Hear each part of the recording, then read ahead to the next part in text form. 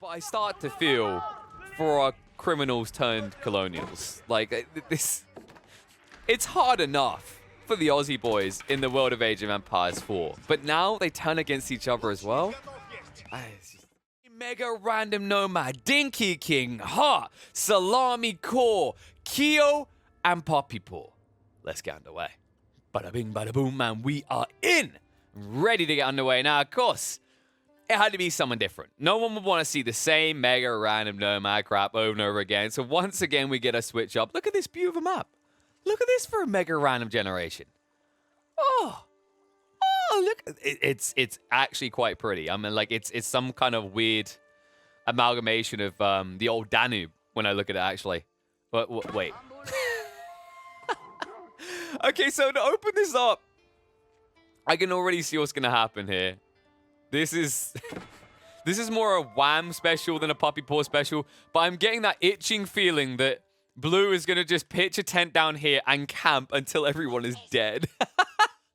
Now, last time when we watched that kind of play out, that was in a team game where you were still somewhat helpful to your team later. But this time around, David Kim, who is, of course, Poppy Paw, is going to be the most selfish son of a gun here on crack cocained up Mongolian Heights. I think that's what happened. Ooh. And folks, we might get to experience the Wood War. As it looks like Dinkey King and Heart, I mean, they're in kissing distance of each other. We'll call this one When Australians Collide, right? That feels kind of appropriate here. So there's definitely going to be a war here soon. Then, of course, for those wondering about this lad right here, do I even try to say that? Negi Tejolos Salangos Igen. That is Salami speaking demonic tongue to try and summon a giant crow to carry him to the top of the ranked leaderboards. He's parked himself right in the corner, once again, showing that he used to be an FPS gamer, and now we know why he could never make it the Apex lands. He was genuinely too busy sitting in the corners. I'm sorry, Salami. And of course, in the center, look at Kyo, man. Kyo is just like parked right in here. He's going to be vibing in the center. He's going to get murdered first, right? That's probably going to happen. Core, of course, also in camping mode, will probably be AFK for a decent majority of this, unless Kyo causes him troubles. What is this? This is a really weird Uvu. I mean, in fairness, it shouldn't be burnt down anytime soon. By the way, why have we got two Mongol players here? Like, one Mongol is enough, I think. For those who are asking if David Kim is Wham, no. Wham owns the... Wham 3, not Wham 2. He also was the owner of Buster McScruggs that was at the top of the leaderboards months ago. Poppy Paw, of course, he had a main account, the Poppy Paw account, he was using in the early days of Age of Empires to just grind it up and, you know, cheese out his early outpost rush victory. I recall them all too well. And then, of course, he does own the David Kim account, which he confirmed on this channel, guys. You're in the right place. He was on this channel a few weeks back, as well as, I believe, possibly Trenton being one of his. Like, it's actually kind of funny. Everyone has always been looking at, you know, the Give Anxiety Soldier bro story. And we had this one brewing all along. We didn't even register it until Wham and Poppy Paw owned half of the top 100 accounts, which is kind of where we're at this stage. I think the other half belongs to Vortex and Luciferon. You know what? We get into the established stage. Remember, the way this works when you do play in MegaRandom Nomad is you start off wandering the land, naked and confused. You have to drop your town center wherever you want to choose, and you do have 3 villages parked in different areas of the map, so you have a little bit of flexibility and choice. Now, top tip here, popular play, is to camp corners, which is why we've got 2 of our players already doing exactly that. One through FPS instinct, the other one because he's a greedy little tyke, and we've seen him do this type of play before. It just makes sense, right? Like, it's unlikely you're going to clash with an opponent too soon, and because this is a free-for-all, remember that it's in your interest to be out of people's way. Now, one thing to note is when you're out of people's way, don't make it a hat trick like Core might in this one, where he'll probably attempt to build another monument and once again lose. Whoopsie, spoiler alert. But just try and maintain a tempo about it. Do not rush towards a win condition, because the issue in this situation, you know, when there's 6 people still alive in this, doing anything that makes you stand out is going to get you thumped down. It's going to be whack-a-mole mode as they club you around the head. So instead of drawing attention to you, find a way to draw attention to your opponents. And one small cheeky strategy we did tried on a micro level in one of the games the other day was baiting with a small group of knights toward the opponent's base. They didn't fall for it in the end, but I'm hoping we're going to get that right. I'm hoping that's the development of our free-for-all extravaganza here in the Nomad Mega Randoms.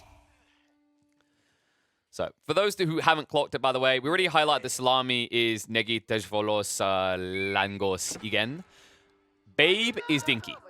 Or Babe Juan is Dinkey King, to be specific, who is another Aussie player alongside Hut. And then, of course, in terms of who's repping where, we've got Core for the German lads. Of course, David Kim is from the NA region. He's the Canadian. Kyo, if I recall correctly, is Asian. And I feel bad because I can never remember exactly where. I want to say Vietnam. I'm pretty sure it's Vietnam. And Kyo, I feel like Kyo is the most underrepresented here, right? So, like, Dinkey King, he's been getting some highlights, some runs in the tournaments. They've been getting some notoriety. Hart has a long history in RTSs. Salami, we knew him for not being a successful Apex Legends player, but he's turned it around. AoE4 here to stay, whooping on top. Second best FPS converter in the game. Not going to tell you the first is. I'm just putting that in there so Salami gets my DMs and moans at me later. Core, of course, we all know who Core is. Like, Core is... How to put this? It's... To Beastie's Batman, he is... Oh, I don't know if I'd say Robin. Maybe Alfred?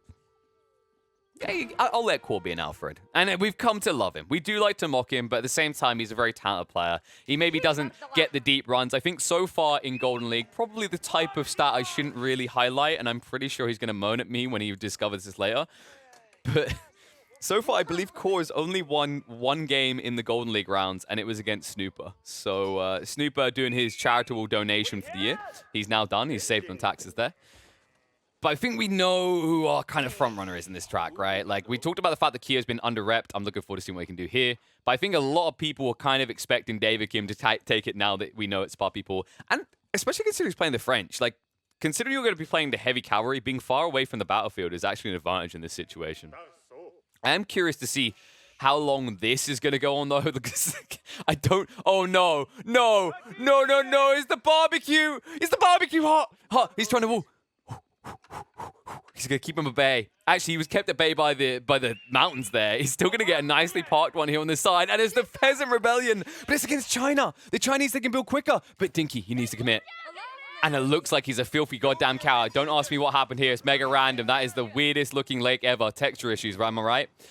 But he's done it. He's denied him. Dinkey. Spineless. Where was the commitment? Get more build than China is meant to be impossible. But you know what? He cowered in the face of adversity. Hot will shiv him and push him away. And it looks like Dinkey, he doesn't want to quit. He wants to commit. He's going back in. Needs to be careful about this. You can see how close it is to burning down. If that just gets raised, he just loses out. It's cash just sunk. You won't get it back. And final round of torches. Dinkey's in the despair.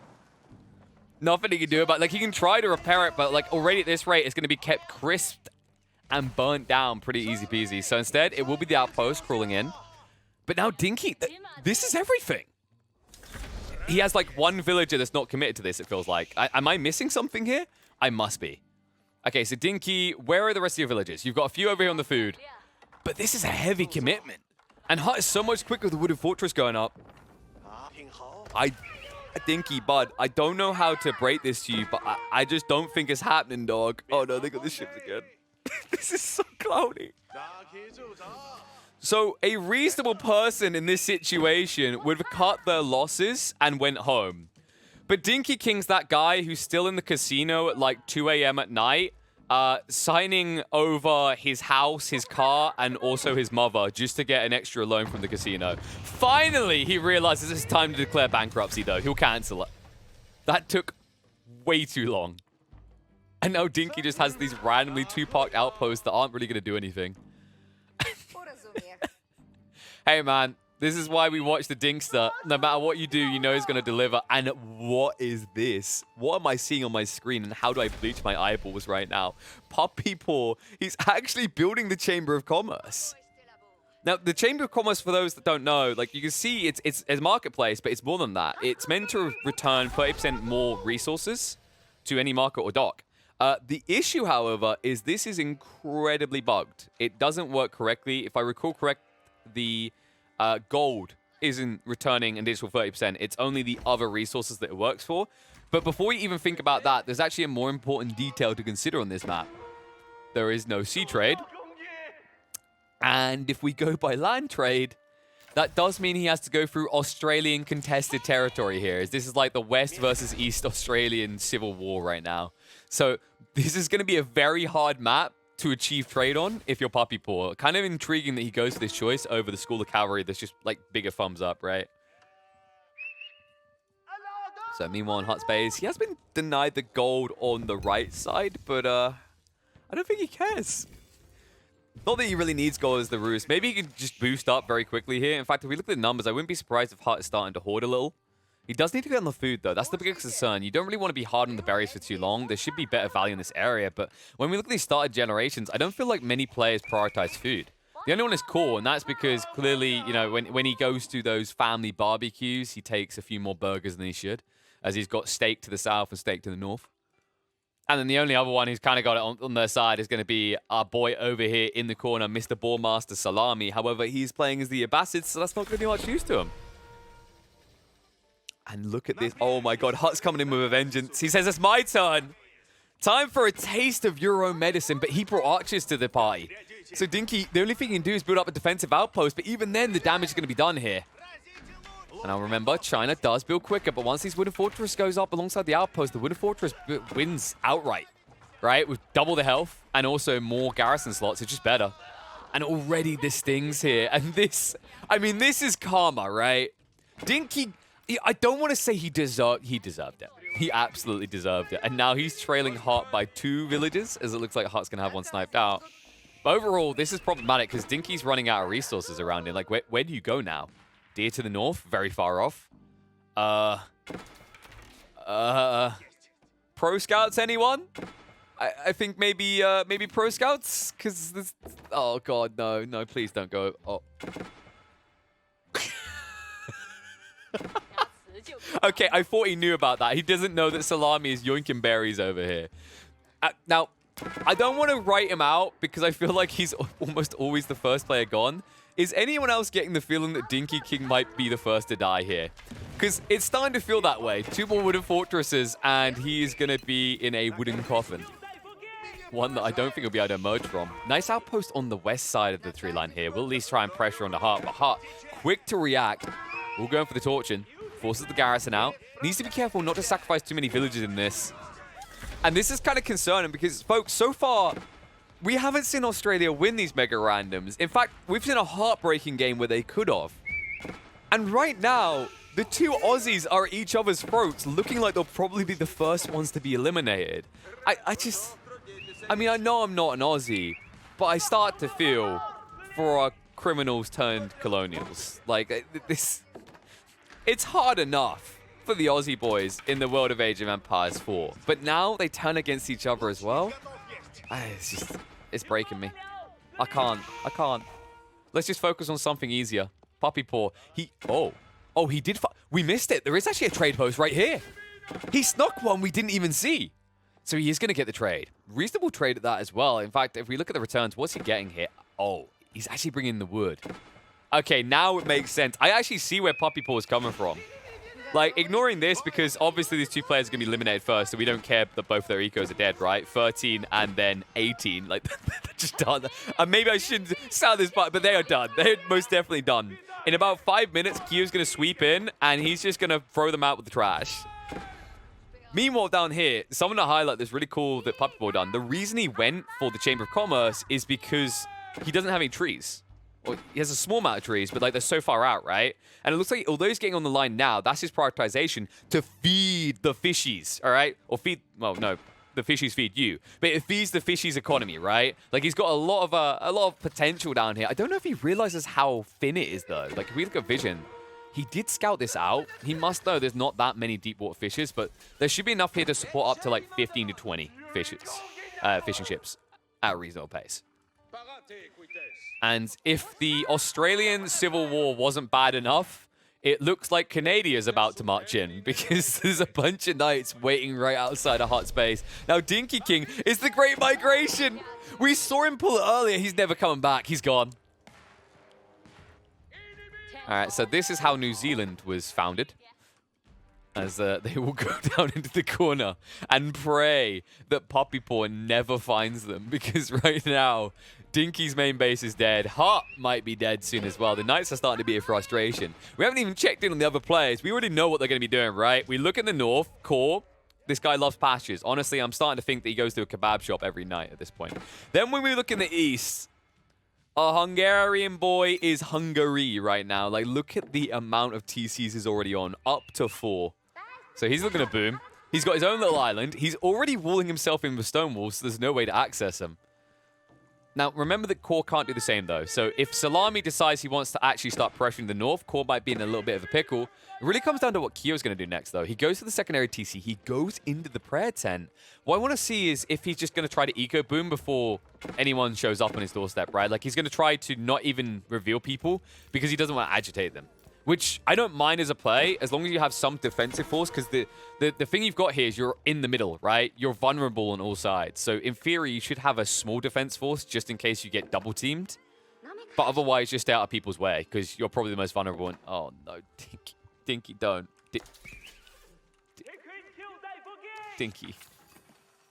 Dinkey, just build something, please. Please just build. Has he got enough for... Oh no, he hasn't got enough for that. Why are you here? Why are you here? Oh, I see. It was bath time in the Chinese Empire. Okay, that makes sense. Dinkey was like, it's getting a little bit sweaty in here. I need to go for a quick little bath. So now they've dipped their toes in. Why are they here? He doesn't have enough for the Imperial Academy. Which means he can actually be sniped. He really needs to get enough for the Imperial Academy in a town center and rebuild here. Like, this is not the way to do it. I mean, here's the thing. Like, Dinkey thinks he can go to the corner, but, like, we know better, right? It's just the... The issue that I have is, like, why was he dipping his toes in the water so long? There's literally nothing else for Dinkey to even look at. Literally nothing. Uh-oh. Hello? Ooh. Can you convert Khan? No, you can't. A lot of people have that question. Now we got our answer. Turns out it's not easy to convince the leader of another civilization to go against their civilization. I know. I couldn't have anticipated that one either. Bit disappointing, though. Wouldn't it be fun if you were playing like the Roos and you could just get your hand on a Khan? So far, though, Hut is staying alive. I mean, I'm not even sure if I call it living at this point. He's on 12 villages. We're 17 minutes into the game, and he's on 12 villages. I just can't. All right, this is our Cinderella story, folks. Go broke or go home. Hut is going to win this one. And you know what? If I said anyone else in this game, you remember me either way. If I say Hut's going to win this, no one's going to... Like, no one will care unless I'm right. And that's all that matters to me right now. And so far, Poppy Paw is allowing him to exist because he's just too busy thriving. Like, I think Poppy Paw is probably the richest player. He hasn't boomed up yet, but it's because he's scaling more of his eco. And finally, he's going up now. The Guild Hall is going to come out. So third player to access in the castle. In the meantime, Kyo, how's he looking? Has he started to get a little bit frisky on the military side? He's gone 3 TCs. Holy crap. In the middle like this? Damn. Well, luckily for him, there's no pressure to his west. Core's probably gone for a toilet break or something. And then to his east, Salami's playing Farmville. So overall, Kyo's going to get away with this. However, Core might change his tune soon. He did just crack up in the Imperial Age. He has gone for multi-TCs, and he's going for the Siege Workshop. So I think this is where things start to ramp up. And Kyo, oh wow, what a choice here. He goes to the south. I'm kind of surprised by this decision to actually go for the Southern Assault into Poppy Paw. Like, in theory, you are a little bit worried this player is booming. But considering how far off you are from this location, is this not an overly risky play? I feel like this could backfire very quickly. Because all it takes is Salami waking up from his dreams about food, wood, stone, and gold. And then building a military force, and then you're backstabbed. Same with Core, because Core is now there. Like, you know, we know Core likes to build pretty things and get all his shiny trinkets. But eventually, once you've done the Imperial, like, what's left to do? It's time to build an army, right? And it is going to be the Lancers. And I feel like the first thing he's going to see when he marches south is going to be Kyo. And he probably wants vengeance for that attempt to convert their leader, right? Like, Core, I'm not sure he's the one that takes these grudges and lets them lie, right? I don't think he moves beyond the pettiness. If you try to convert his Khan, he's going to show you his can-do attitude as he can shove his foot right up your butt. So expect that to come out in the next few minutes. It's not like there's anything to the west side here. I think Hut just gets to live so that he can bear witness to the winner later on. And right now, it's just mainly on Puppy. And Puppy's starting to wall himself in, but this small group of Lancers has been frustrating. And one thing to note here is this is all one TC. Remember, because he went to trade, Puppy Paw hasn't padded himself on the land villager front, right? Like, his gathering units come from sea and from trade. So it's only one town center, which means every villager lost does sting. That's true. We're having some early anticipations that Salami is probably going to go for a landmark snipe. Now, that is a fair assessment of the situation, but you know who else likes landmark snipes? Dinkey King. You know who's sitting right next to Salami's base and he doesn't even know it yet? Dinkey King. So I wouldn't write this guy out just yet. This guy was actually instrumental in some of the games we saw the other day. And it actually went similarly to this. He got his ass well and truly spanked in the early game, and then he somehow found a way to crawl into a corner and build back to become, like, yeah, the long-term Sith story. Probably won't win in the end, but he'll at least drag down the Jedi with him, right? Just a question of who's going to be the Jedi in this situation. Core so far really does seem very chill. I hope he's not thinking of doing what he always does. I think we all know what I'm alluding to here. This guy loves wonders a little bit too much. You know, it actually feels like what happened, considering how often we've seen Core build wonders in these Nomad games so far. It's almost like he watched Beastie do it in the officials. He's like, wow, Beastie bro, I'm gonna be just like you when I grow up. And he's not there yet. He's still got some growing up to do before he can win with a wonder. Maybe one day, just not this day. Man, Elite Calm really is ridiculous when you look at it, actually. I think we're so fixated on Castle, we rarely ever worry about Imperial. We kind of forget that this Khan does 24 damage. 24 damage! With 450 health. Oy, oy, oy. Damn, he gets spanked. Just look at that. Alright, so let's check in on what Dinkey's doing, because so far, I'm very confused. What has Dinkey been doing? He's not gathering gold. Oh, no. He can't get gold. Like, look how far out the gold is. He'll be seen doing this. So, oh no, he got raided! Oh, Puppy Paw, no. Have mercy on him. Dinkey's basically already dead.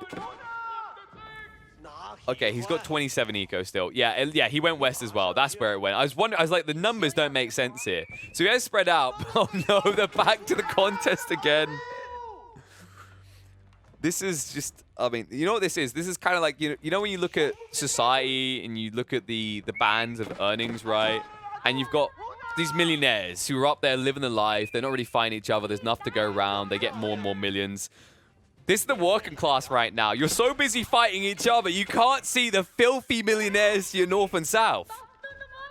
Oh, no.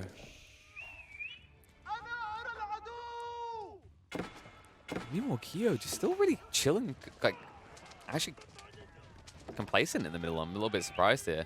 He's going to switch in the Magadai. I quite like this actually up against the French. It's a solid solution because, like, realistically, what is the French going to do here? This map is way too big for him to do anything but Royal Knights right now, and Royal Knights have no way to touch Magadai. So I like this ramp up. Now that he has the White Stupa as well, having Imperial Age, that's where the Magadai get juiced. So you can see already, you know, when you get him up to the elite status, being up at that 13 damage, but he has got Blacksmith researches to do, so you can juice this up to about 15, 16, possibly even... Can you get a 17? Maybe with the Incendiary Arrows, I think. I wish they age. These Royal Knights don't feel so chunky anymore. I feel like all these small raids are really inconsequential in comparison to this weird Australian fight that's now been going on for, what, 20 minutes? I think they started about minute 3 and they never stopped. Like, this is just absurd. And now the wall's going up. The Hut's like, please no, I'm already pretty much finished. Salami did start to ride out, so he's getting active on the field now. Question is, what's the composition going to be? I feel like everyone's just pushing Lancers right now. This sort of fight, the way of fighting like this actually really benefits mainly only the players on the outskirts. So the ones that are winning because this is Core, Salami, and Puppy Paw, for a start, some of them already condensed themselves and walled themselves in. And also, by merit of being on the outside, you're less prioritized as focus. And it just feels like when you're pushing cavalry at this quantity, like there's nothing the central players can really do to defend themselves. The only one holding on for the moment is Kyo, because two of them killed each other off. And even Kyo, I feel like if he comes under fire from Salami and Core, he'll lose in about 2 minutes. And I think Core is building towards that. In fact, if we check the numbers, yeah, he's up to 33 Lancers. So far, he hasn't really pushed any out. I don't think I've seen a single Lancer march south just yet. But that time is coming. Oh, but he's not marching south, he's going east. Okay, this just got interesting. No bullying, says Core. Core, he knows too well how it feels to be oppressed by many a pro player. So instead, he is going to be the hero of this story. He rides in and looks to deal with the filthy wonder / scout spamming boy in the east. Salami now forced to build up the defenses. And yeah, so the raid bounty is going to be there. That's going to be pretty healthy, actually. 75 food and gold. And the only good news right now is, of course, most of these houses are located at the back. But remember, folks, the way that the burn works for the Mongols, when you raise buildings, you get paid. It works on farms as well. So these measly 300 health structures are just going to die. In fact, if Core just gets a Mangonel out here, one Mangonel takes 3 rounds of shots, and you get paid at this stage 75. Was it 75 food and gold each? Sorry, I just had to throw up a little of the maths there because it's 150 times 8. That is 1,200 resources you're going to get for taking out a clump of farms, which you can do just by targeting the mill in the center. It's actually disgusting that it works that way. We'll see if he does it. For now, it's just going to be the bombard, shifting in with the outpost in the meantime. And now look at Dinkey. Dinkey King is like this weird form of border patrol. Like the kind of inconsequential one where they don't even have guns, so you're not scared of them. You've got a town center here, you've got a town center here, and a town center here. Is he playing neutral? Like, is he just an information gatherer right now? It feels like nothing can pass by the map without him seeing it, but also anything that passes by the map can't resist the temptation to burn the crap out of everything he earns.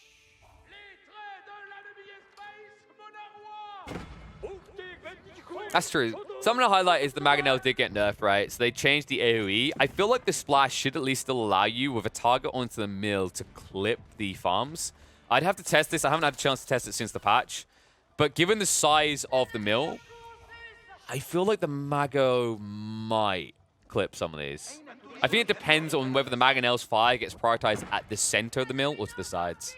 We'll have to see, though. It would be nice if Core could be generous enough to build a Mangonel's so we could just confirm that. But I won't talk too much about the mangoes. Classes should not talk about these things. None of us should talk about these things. Relic are geniuses, and we cannot question any of their design choices.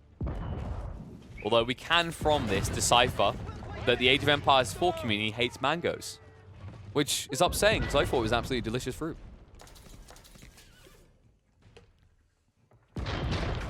Through the gods, actually. Is it me, or is Core getting ready to kill Salami? Very quickly. Oh, no. Salami is going for the elite camel riders. Okay, I'm on board. Remember, folks, the elite camel riders, the way it works, they get bonus damage up against cavalry.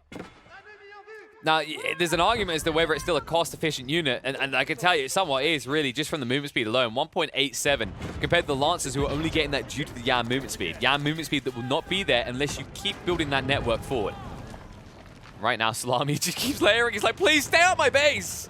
Go bully someone else! I don't think so, Salami. You've had your fun in the corner. Everyone's got their own conflicts to do with.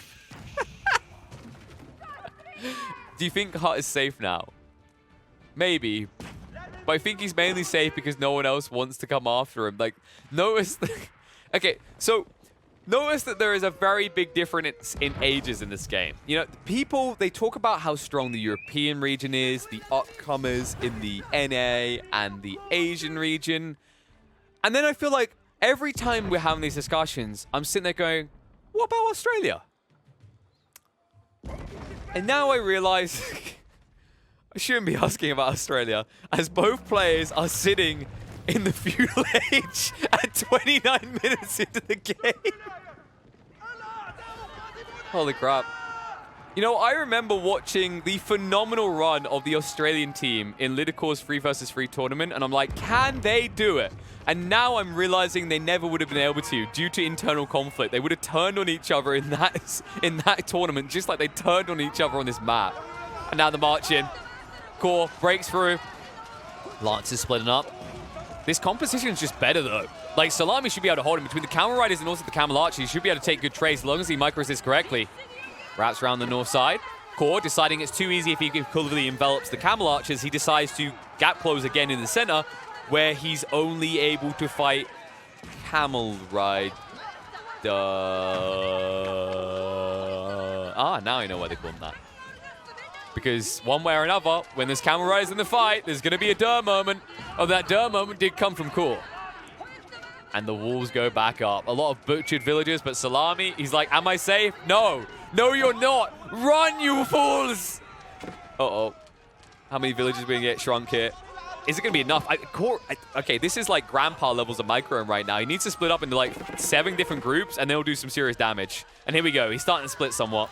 Shifting past as well. Forcing the focus fire to come out from Salami on different groups. But I don't know. I don't feel like this was the damage we were looking for. I'm pretty sure Salami's going to recover that quickly. Meanwhile, Puppy Paw starting to come out a little bit of fire. Oh, Kyo actually broke through. Did he chop? Oh no, he didn't wall in. How? What? How is this not walled in? All right, Puppy Paw. He said, I don't want to make it too easy on myself. Oh, Hut, you gem. You absolute gem. Hut loves denying any sort of resource he can from his opponent, and this is another guy.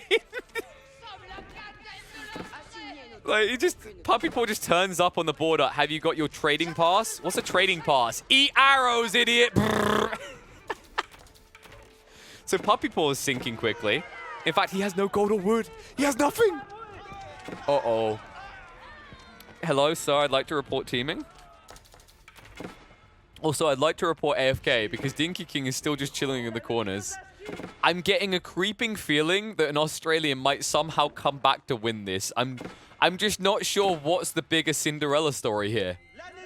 I mean, considering the Hart has now killed many more units than Dinkey did, I think Dinkey's the Cinderella story, as Hart has butchered endless quantities of villagers and traders now. I think it's fair to say Hart is OP. He needs to be nerfed and killed soon. Ignore the scores. Just listen to my voice. How do you have a 1500 score of 32 minutes into the game? Now, I realize I'm setting that up for a comment about by being me, but this is a pro-level player. It really feels like a race to the bottom. Who can stay there longer right now? I don't. Is there concern? I feel like the concern at this stage is if they were to tech up, then people are going to attack them. Right now, they just look like natives that haven't like learned anything yet, right? So right now, these guys, they're kind of like, you know, in your kind of stereotypical scenarios in some games where you've got the guns and you turn up and the natives are peaceful and they don't know how to fight, right? Like we're thinking Star Wars, you turn up with lasers on a planet and these people have only just learned how to fish. That's the mentality they're going for right now. They're like, if we just look worthless, they'll let us live. And then we can get top 3. Magadai? Causing more issues for Puppy Paw. Like, Puppy Paw really has nothing now. Now, this is the careful balance on whether you should kill your opponent at this stage. Because remember, this is still a free-for-all. So any opponent you remove, that's additional effort you're putting into killing them that your opponent doesn't have to. And your opponent could be doing anything else in the meantime. Like Salami, who's trying to creep in on the right flank here. But this is not the sizable quantity to get in. Kyo's going to be fine. In fact, I think we're arriving at good old Age of C, just bombard time. We haven't checked in on Core in a while. That's true. Why would you go for Lancers? Go for Horsemen. Naked Riders go even faster. Because here's the issue, folks. Camel Riders, they move at the same speed as Lancers, but now look at this. 2.16. Someone shoved a nitrous canister right on the side of that horse. And I think we're looking to give Salami a taste of his own medicine, but first you have to beat him in the fight. And remember, Camel Archers, although they do reduce the damage of the Horsemen get bonus damage doubling up against these Camel Archers. The spread out is good. The juggling of troops is a little bit slow coming out here on the backside. As Salami, well, I think he need to grease himself on the side. He's a little bit too chubby to get through this gap. We'll finally arrive with the fight. In the meantime, peppered down on the front line. The Camel Archers, they're damaged a little bit too high. 18 per shot, and this is the weakness. This is the issue. This was my concern with Mangonel's now being nerfed. Archer battalions reign supreme. Even though the Horsemen are meant to counter the Camel Archers, due to the fact they get bonus damage, they can't get full effective DPS because they're a melee unit. Meanwhile, look at the difference here. While half your troops initially attack, all of Salami's are attacking. And that's why he's starting to gain ground. And Core, he's starting to leak a little here. Oh no, his food income can't keep up with this. I just double checked it. Over 20 stables, he can definitely not keep up with this.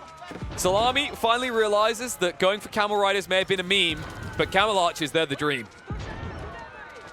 And this is the problem. I mean, Core, he can't afford to give over more ground. Like, he's going to be very exposed. Remember, the issue of the Mongols, they have no way of truly protecting themselves. They can't just wall up.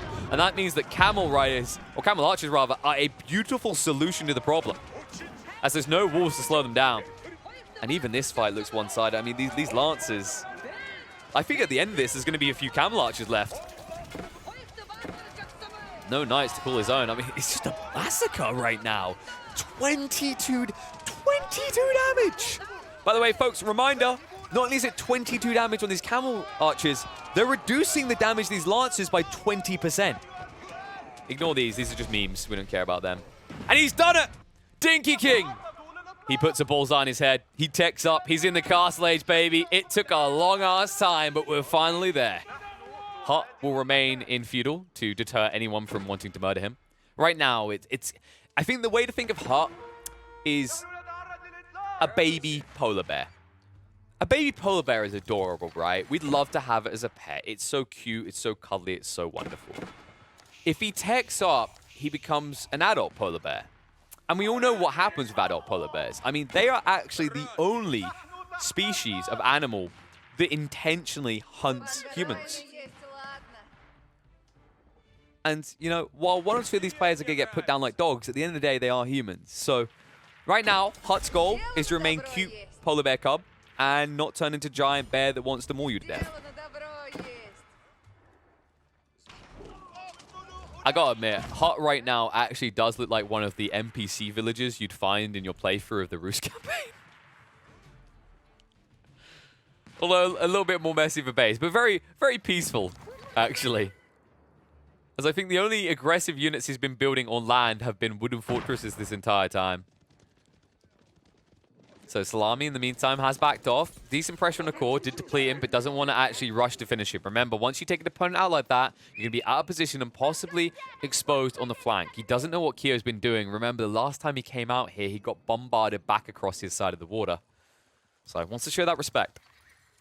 Doesn't want to be the only one pushing. It's kind of one of those conundrum-y situations. Like one of the issues I think you have in this sort of format with Mega Random Free-For-All is you don't really have a line to see what your opponents are doing, right? Like the only one that can actually achieve it is the Chinese with the Imperial Palace.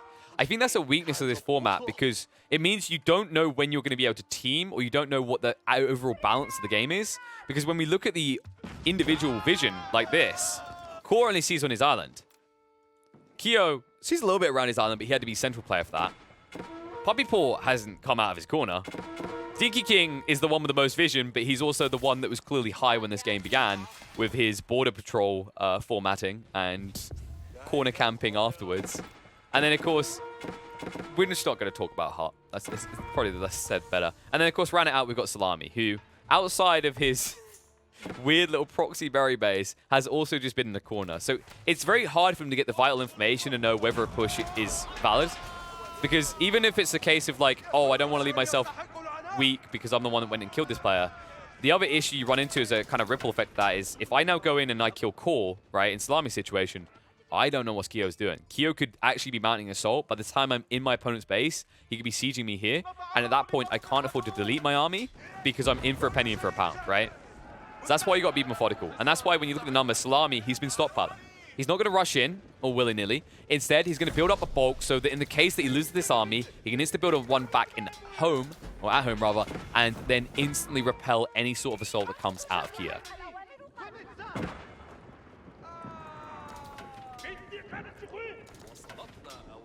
I can't believe he's still building Camel Riders. Like that death sound, is the sound of the Abbasids realizing how useless the Camel Riders are. Fight underway. Bombard the target. Oh. Core, no. Core. It's just one cannon. It's just one cannon. Okay, it's 2 cannons. It's just 2 cannons, please. No, Core. Oh, no. I feel like Core... He read Reddit a little bit too much. He heard them moan about Siege, and he seems to have been brainwashed into thinking Siege is the be-all, end-all. So instead, he rushes the Horseman army out, kills 2 Bombards, kills a Siege Workshop, and then the new Siege Workshop's just going to be built instantly once again. Why? Oh, Dinkey. Dinkey boy. The Australian Civil War never ended, guys. They didn't sign an amnesty or a peace treaty. They just took a break. They're back at it again. This is...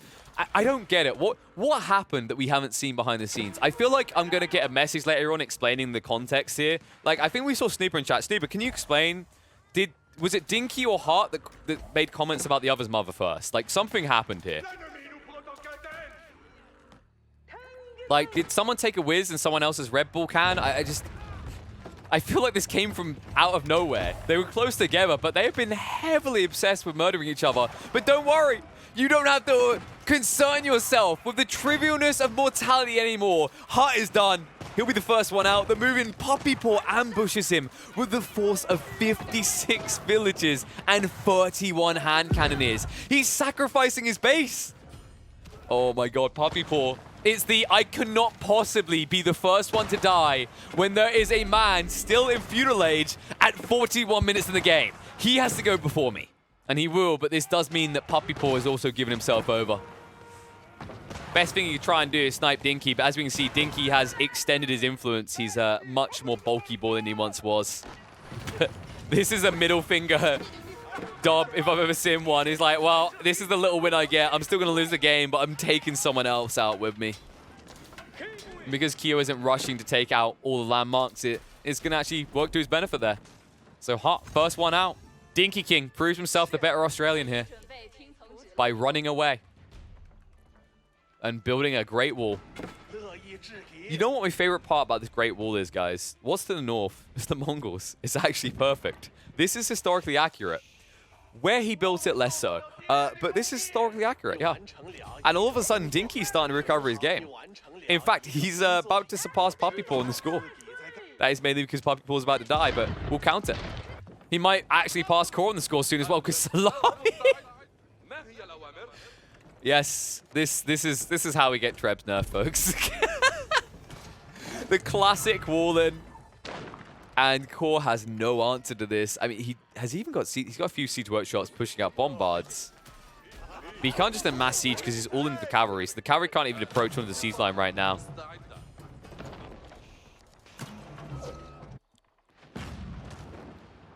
And someone's pointing out that this being historically accurate, this wall is bad news for the Chinese. Of course it is. Have you not looked to his east side, silly? Kyo's almost cleaned up in the south. Once he's done that, this guy's still going to die to Mongols. It's just going to be a different Mongol he's going to die to. Because after that, there is really nothing to stand between Kyo and deciding this whole giant-ass island is his. Because right now, Core and Salami are constantly at each other's throats. I don't remember the last time they actually stepped foot onto the mainland. Cool. Let's look at the spread of his landmarks, actually. He has got the deer stone at the back. And where the hell has he wheeled that step readout? Am I blind? I must be blind. I cannot see his... I know he has the step readout. Did he park it somewhere? Packed up, rather. All right, we'll focus on that later. There's a fight underway. Chipping away as the Bombards start to play a little bit of 10-pin bowling with the Spearmen. Camels trying to deter the Lancers, and Lancers will rush it to get rid of the outposts. Salami trying for the outpost crawl to counter out what Core has already built. And Core stubbornly sticking his head in sand, saying nothing is wrong because the house is on fire. Right now, I'm starting to see Kyo as the front runner here, though. Like, how do... I just can't process this. How do you start on the biggest landmass in the center of the map and end up being the player who gets attacked the least. What? It just doesn't make sense. I mean, I think in the case of Salami and Core, someone called the others mother fat as well, because this just came out of nowhere. It started with Core assaulting Salami, and now Salami, he sees it as a sign of disrespect, right? This guy is the Hungarian godfather. You know, the Don doesn't take any disrespect. He doesn't take it lying down. Instead, he's going to put you down. So walls get rebuilt. Tries to rush in. Not able to get in there. The Trebuchet still a problem. Caught on the corner. Spearmen are going to shiv him down. Stuck between a rock and a hard place. Town center's going to go down. Caught in a little bit of a pickle here. Needs to be careful not to give over more ground. Has a lot of stables for now, but if they start getting deleted quickly, he's going to be in trouble. The Spearmen are making these trades very efficient for Salami. Salami at this stage, if he wants, he can actually extend forward with more walls. You start to wonder, where the hell can Core go from here? What is really left for him to do? Dinkey. Empire continues to build. Now going into the trade. See, folks, you know, it's not about who comes first. It's about... Well, it's actually not about who comes last. That's how a loser is. It's not about when you launch your move. It's about how effective it is. And I can guarantee that Dinkey has the most effective trade route out of every player to try here so far. Mainly because there's no one else here to stop him. But, you know, that's a win. It's a win by default. It still counts. Grenadiers now in the field is going to be problematic for the next fight, because I do believe that Kyo never switched into anything that can actually handle that. Like, he's only been going for bombards, right? So the Grenadiers can just burn the whole army down. And oh my god, Core gave up. What? This is, oh, well, okay, guys, you know what? We've had this problem before. Remember, sometimes we can't tell if it's Beastie or Core, as he likes to name himself Core. This isn't Core. I can tell you that this is not Core for a fact, because we're in a MegaRandom Nomad game, and there was 0 attempts made to build a wonder. That's simply not Core. I can guarantee you he will always build a wonder. So this is Beastie. Beastie, ladies and gentlemen, got his ass handed to him by Salami. Okay, that's going to be clipped and used out of context. Don't come after me, Alex. I mean, it could have been a crash. I wonder if it was more the resource side of things. Like, he was fairly drained on the food, and his food district is at the front of his base, and the TC goes down. I think that's maybe why GG's out. Like, he just doesn't have efficient food gathering in this area anymore, as he's going to be exposed. So I imagine it's just like, it's a little bit preemptive, but I think you can see the way this is going. Like, he hasn't taken a single win in a fight against Salami since Salami didn't have an army. Oh my god! Kyo! He's found the answer to the camels! Mass bombards, baby. Look how quickly they get butchered! Oh! Your death cry is not as loud as the bombard war cry. Alright, someone is definitely going to use this out of place in a Reddit clip. As we can see, folks, Mangonel's just got nerf. Where's Bombard nerf, huh? Clearly OP unit. It's not like he had to amass... Oh my god! It's not like he had to amass 25,000 resources to build this. I mean, it's just broken. You just get resources, lol. I mean, I mentioned it several minutes ago. I did say I thought that Kyo was going to win, so this isn't like just, you know, obvious answer caster. I did warn this was coming. And unless Dinkey King backstabs him soon, Kyo is just going to win this.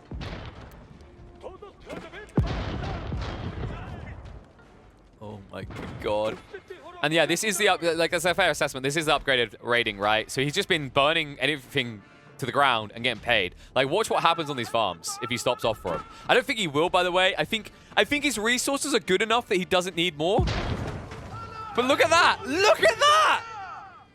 Stone, gold, food, all of it. It's just so ridiculous. Boy be getting paid. And yeah, more bombards coming out. Kyo at this point, his pop cap's primarily just going to be the bombards. Has he even got any other units anymore? I don't think he has. He's fully switched over.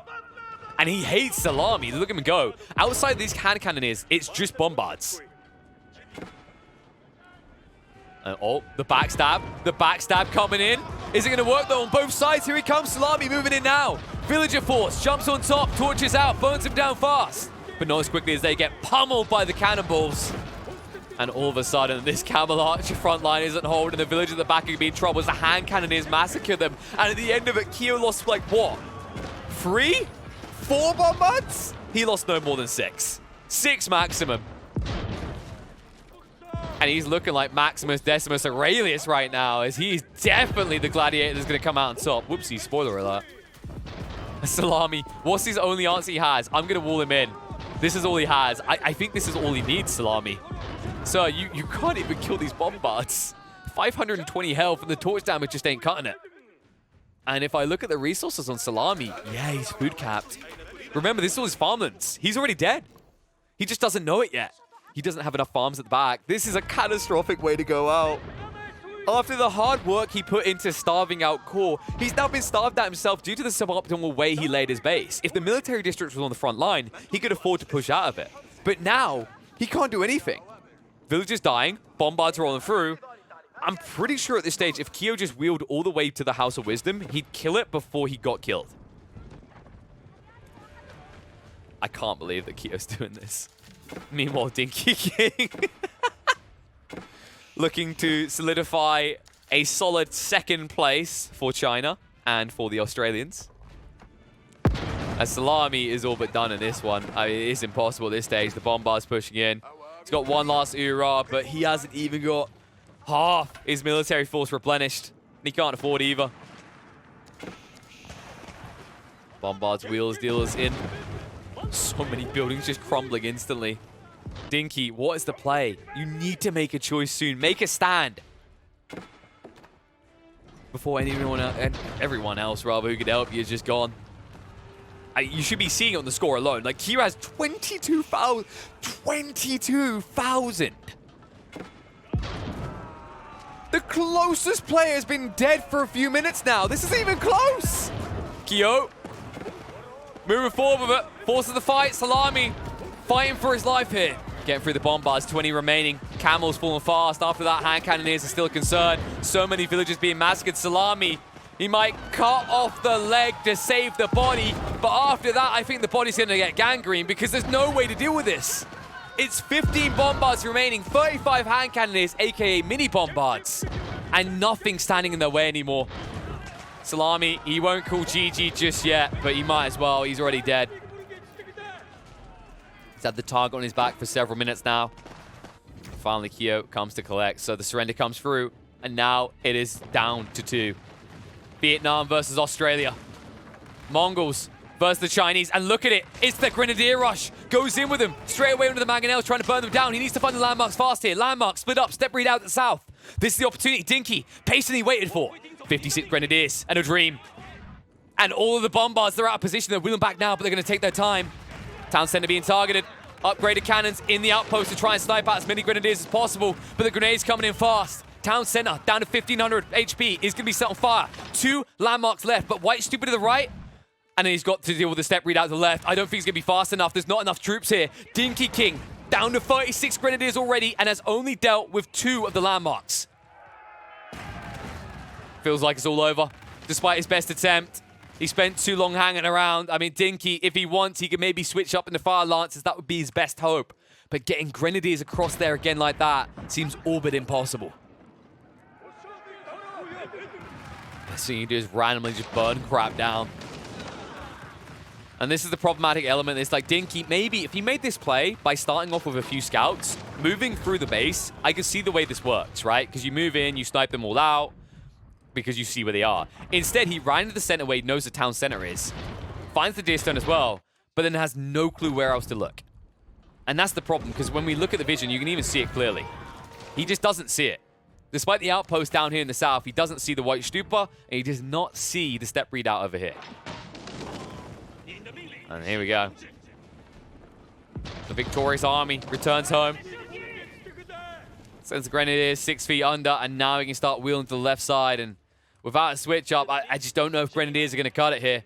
I mean, in theory, the Grenadiers can trade reasonably well. Remember, they get a lot of torch damage up against these bombards.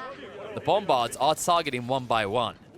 We'll just have to see, because now he's going to have to take a direct fight. Now, the way that Dinkey could win this is if he drains his opponent's resources. I'm sorry, I can't say that straight without laughing. The likelihood of him draining the likelihood of him draining Kyo's resources at this stage is comparative to my likelihood of being crowned most handsome man in the world. It's just not happening. There's just so much here. And there's so much already coming. Oh my good god. The problem is he has anti-clump now. Realistically, he doesn't even need his hand cannoneers. I'm pretty sure if Kyo just went for a siege-only composition, he could not only win this game against Dinkey, but also provide more footage for Reddit to complain about that this needs to be nerfed. Okay, I shouldn't specifically target out Reddit. There's a lot of people hating on it. But, I mean, you can't really hate Kyo for the way he's done this game, though. He was stuck in the center. He was surrounded on all sides.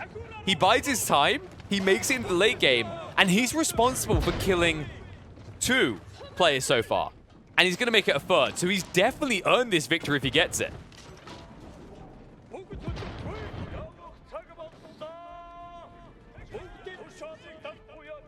Oh, Grenadiers, though. They found a target.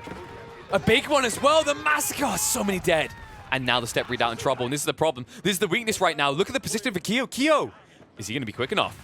Dinkey, can he turn this around? Step read out, rolling away. 1.12 movement speed compared to 1.12. No! He sets on fire. He's got on fire. And it's in range of the outpost. He's done it. There's no way to protect it right now. It's going to unpack, and it means it's instantly going to get burnt down, and then he just needs to rush towards the base because Kyo, unless he can get quickly into the Chinese base and burn everything down, he's going to lose. But it all comes down to Dinkey's choice here. If he heads back towards his own base, he's going to lose this one. Just needs this. There hasn't even been a rebuild. Please, no, Dinkey. Kyo only has 11 eco. He hasn't rebuilt anything. But instead, he's going for the backstab. I mean, this is ambitious. Like, if Dinkey wins this by draining his opponent's resources through killing him multiple times, Dinkey King is officially the best MegaRandom Nomad player in the world. However, he could very quickly look like a casual Grenadier MegaRandom Nomad player in a matter of seconds, and that's what's about to happen. Mangonel fire coming in. Heavy hits. That nerve really hit him hard. But the hand cannon is hit just as hard. The massacre on the front line of both sides. And after that, Dinkey in a little bit of trouble. Out of position now. Still has his enemy heading towards him. And remember that Kyo can afford to replace what he just lost. Has plenty of pop cap to do so as well. More siege workshops being built in the front. Doesn't want to have to make that long wheel over again. He wants to take the quick route in. And you have to wonder, Dinkey, how different would this have been if you just gone in and chopped him off at the White Stupa?